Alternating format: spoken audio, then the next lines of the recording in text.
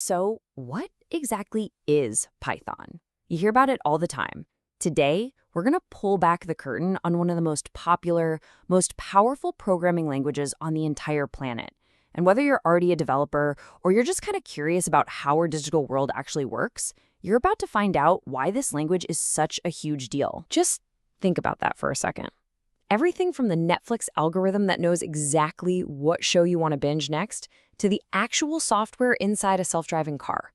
This isn't some obscure language for academics. No, it's out here, in the real world, actively shaping how we live, what we watch, and even how we're going to travel.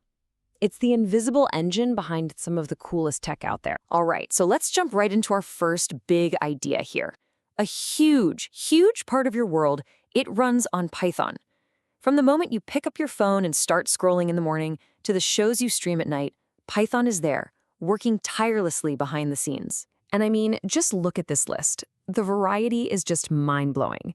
You've got the absolute giants of tech, Google and Instagram, using it for everything from AI to scaling their entire platform. Then you have the services you use every single day, like Spotify and Netflix, relying on it to analyze mountains of data to figure out what you'll love. But it doesn't stop there. It goes to the final frontier with NASA for simulations and data analysis, and right to the heart of global finance with firms like JP Morgan for high-stakes trading. It is quite literally everywhere. So what's the secret sauce? How did Python become the go-to language for such a diverse, powerful group of companies? Well, the answer really goes back to its core philosophy, to be simple, readable, and incredibly powerful all at the same time. You see, when its creator, Guido van Rossum, was building it back in the day, his main goal was to make the code itself easy to read. The syntax, the grammar of the language, it's deliberately clean. It almost looks like plain English.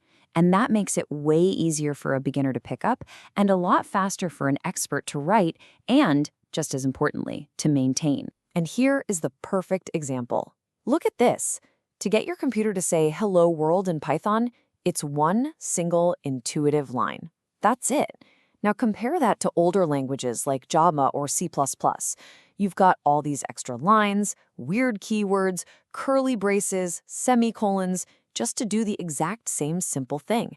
And this isn't just about looking cleaner. It means you're developing faster and with way fewer chances to make a silly mistake. Now here's one of Python's most, let's say, unique features. Its use of indentation. See, where other languages use things like curly braces to group code together, Python just uses white space. Now, that might sound a little strange at first, but it has this incredible side effect. It forces every single developer to write clean, organized, readable code. It means a whole team can work together, and anyone can pick up someone else's code and understand what's going on.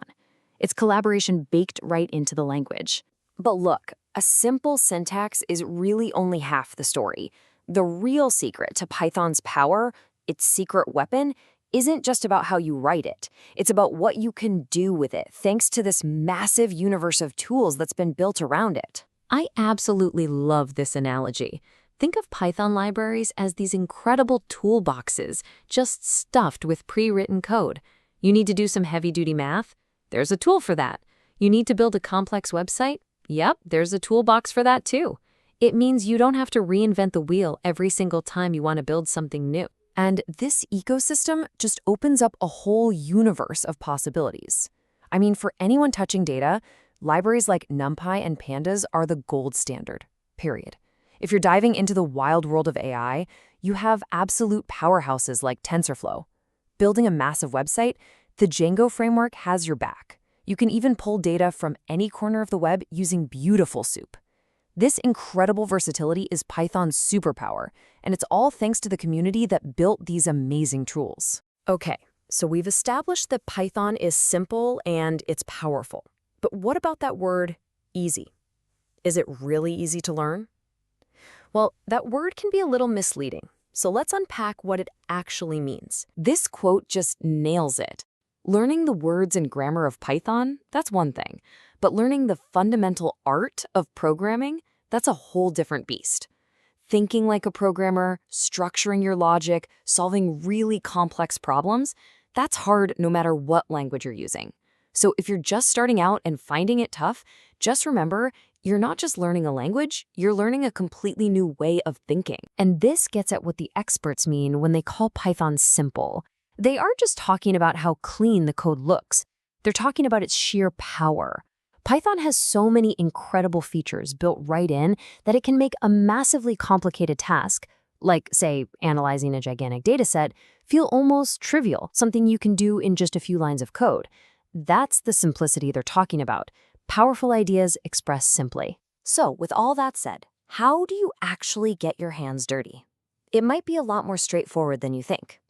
Let's make this real and walk through just how easy it is to write your very first program. Seriously, writing your first program is just 3 steps.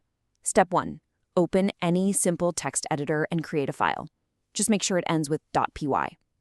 Step 2, type that one single line we saw earlier, print hello world. And step 3, go to your terminal, find that file, and tell Python to run it. And that's it. Boom. You've just written and executed a computer program. It really is that accessible to get started. At the end of the day, Python is so much more than just a programming language. It's a gateway. It's a tool that lowers the barrier for anyone to build software, to analyze data, to automate their world. It really does give you the power to create. So the only real question left is, what will you build first?